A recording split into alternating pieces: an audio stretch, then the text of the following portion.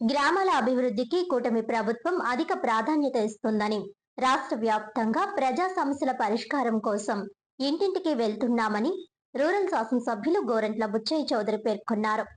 పిడింగోయి గ్రామంలో జైహింద్ నగర్, గంగిరెద్దుల కాలనీ, వెంకటగిరి ప్రాంతాల్లో 2 ఏళ్ల నమ్మకం అభివృద్ధి సంక్షేమం డోర్ టు డోర్ కార్యక్రమంలో ఎమ్మెల్యే గోరంట్ల పాల్గొన్నారు. ఈ సందర్భంగా ఎమ్మెల్యే గోరంట్ల మాట్లాడుతూ ఈ 2 ఏళ్లలో చేసిన అభివృద్ధి సంక్షేమ కార్యక్రమాలను ప్రజలకు తెలియజేస్తున్నామని, ఎన్నికల సమయంలో ఇచ్చిన వాగ్దానాల కంటే ఎక్కువ శాతం అభివృద్ధి సంక్షేమ కార్యక్రమాలు అమలు చేస్తున్నామని, కూటమి ప్రభుత్వంపై ప్రజలు హర్షం వ్యక్తం చేస్తున్నారని తెలిపారు. గ్రామాల్లో ప్రజల అభిష్టం మేరకు పనులు పూర్తి చేస్తున్నామని, ఈ ప్రాంతంలో కొన్ని చోట్ల రోడ్లు, డ్రైనేజీలు నిర్మించాల్సి ఉందని అంచనాలు సిద్ధం చేశామని, త్వరలోనే పనులు మొదలుపెట్టి త్వరితగతిన పూర్తి చేస్తామని హామీ ఇచ్చారు. అనంతరం ఇంటింటికి వెళ్లి కరపత్రాలు పంపిణీ చేశారు.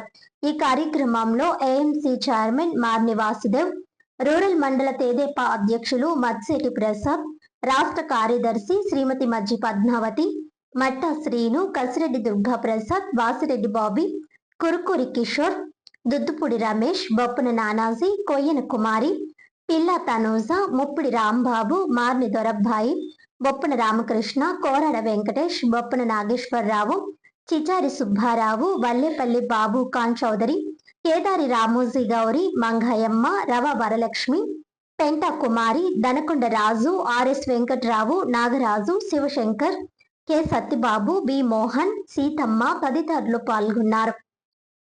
ప్రజా సమస్యల పరిష్కార వేదికగా 2 సంవత్సరాలుగా రాష్ట్రంలో నడుస్తున్న ప్రభుత్వం యొక్క విధానాలను ప్రజల్లోకి తీసుకువెళ్ళడం కోసం, ప్రజా సమస్యల పరిష్కారం కోసం వీళ్ళ ఇంటింటికి తెలుగుదేశం కార్యక్రమం అమలవుతోంది. రాష్ట్ర వ్యాప్తంగా 2 సంవత్సరాలు అనేక సంక్షేమ కార్యక్రమాలు అమలు చేస్తూ ఉన్నాం. గత ప్రభుత్వ నిర్వహణ జరిగిన నష్టాన్ని భర్తీ చేసుకుంటూ పారిశ్రామికంగాను రాష్ట్రాన్ని సంక్షేమంలోనూ ముందుకు తీసుకువెళ్తున్నాం. అభివృద్ధి కార్యక్రమాల ఫలితాలు ప్రజలకు అందుతూ ఉన్నాయి. ఇవాళ ఏదైతే ఎన్నికల వాగ్దానాలు చెప్పి వాగ్దాన భంగం చేసిన జగన్మోహన్ రెడ్డికి భిన్నంగా చేసిన ప్రతి వాగ్దానాన్ని అమలు చేస్తున్నాం.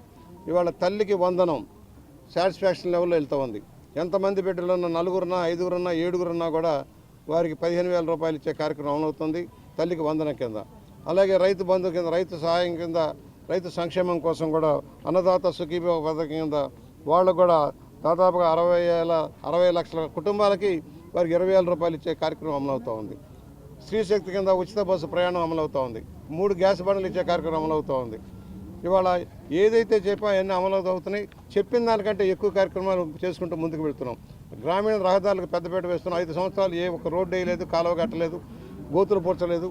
ఇవాళ దానంతా భిన్నంగా కార్యక్రమాలు అమలు చేసుకుంటూ వెళ్తున్నాం. కొన్ని ఇబ్బందులు ఉన్నాయి. గత ప్రభుత్వ నిర్వాహకం వల్ల అప్పుల భారం పెరిగింది, వడ్డీలు అధికంగా భారం రాష్ట్ర ప్రభుత్వమే పడుతుంది. అయినా కూడా ఒకవైపు అమరావతి నీటిపారుదల రంగానికి, రహదారులకి భారీ ఎత్తున కేటాయింపులు చేసుకుని ముందుకెళ్తున్నాం. ఇవాళ జలజీవన్ మిషన్ కింద ఇంటింటికి గోదావరి నీరు ఇచ్చే కార్యక్రమం అమలవుతోంది. 1 సంవత్సరం లోపల ఈ ప్రాంతానికి అంతా కూడా ధవళేశ్వరం నుంచి తీసుకున్న గోదావరి నీటిని శుద్ధి చేసి బొమ్మూరు ప్రాంగణం నుంచి కూడా ఈ ప్రాంతానికి ఇచ్చే కార్యక్రమం కూడా అమలవుతోంది.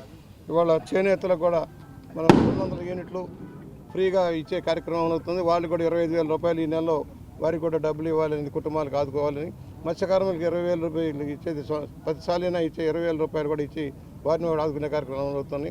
ఇవాళ చర్చిలకు కానీ, మసీదులకు కానీ, దేవాలయాలకు కానీ, మరి పూజారులకు కానీ, మౌజులకు కానీ, ఫాదర్లకు కానీ డబ్బులు ఇస్తూ ఉన్నాం. ఇవాళ సంక్షేమే లక్ష్యంగా ముందుకు సాగుతుంది ఈ ప్రభుత్వం. ఇవాళ గ్రామాల్లో కూడా అభివృద్ధి పథకం ముందుకు సాగుతున్నాం. రూరల్ గ్రామాల్లో అభివృద్ధి పందాల ముందుకు వెళ్తున్నాం. రాజమండ్రి రూరల్ నియోజకవర్గంలో 2,000 కోట్ల రూపాయలు 2 సంవత్సరాల్లో 2,000 కోట్ల రూపాయలతో అనేక పథకాలు అమలవుతూ ఉన్నాయి. అమలు జరిగినాయి, ఇంకా జరుగుతూ ఉన్నాయి. ఇది ఎందుకంటే రాష్ట్రంలో అద్వితీయంగా తీర్చిదిద్దడం కోసం అనేక సమస్యలు పెద్ద గ్రామాల్లో ఉన్నాయి.